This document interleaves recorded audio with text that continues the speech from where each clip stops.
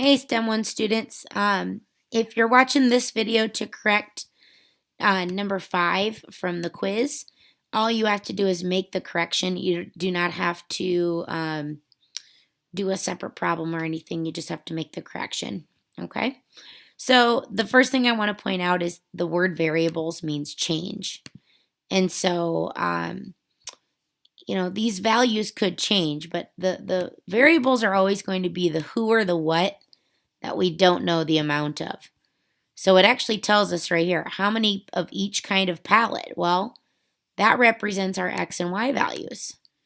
So X is going to be representative of the number of, and it doesn't matter which one you choose. I'm just going to say Coke palettes. I can't type. There we go. And we'll say that Y represents the number of Pepsi palettes.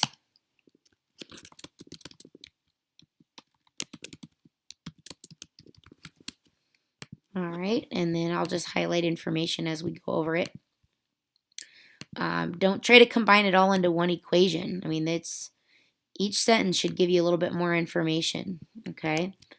So he says he gets Coke and Pepsi pallets each week for a total of 20 pallets. That alone is enough to write an equation because we know that the number of Coke pallets plus the number of Pepsi pallets should equal 20.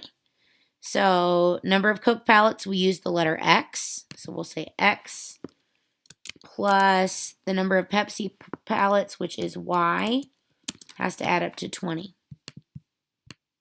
Okay, that's our first equation. And that's really based upon those green clues. All right, so if we read on, 4 more Pepsi pallets than Coke pallets get delivered each month. So that's what we're going to use to write our second equation. So whenever they give you these more than and or less than or double than, I always start by putting the amounts equal and then figuring out what I have to do to balance them out. So right now they said that they get 4 more Pepsi. So there's 4 more of the Y's.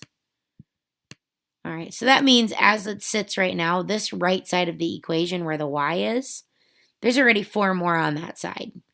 So I know to balance this out, I'm going to either add 4 to the X, or you could have subtracted 4 from the Y. So you also could have had X equals Y minus 4. And realize if you switched your variables over here on the left, then you'd also have to switch them over here. So just that's something to be conscious of. All right. That is the example I wanted to show you. Make sure it's documented, and we'll be practicing this more as needed.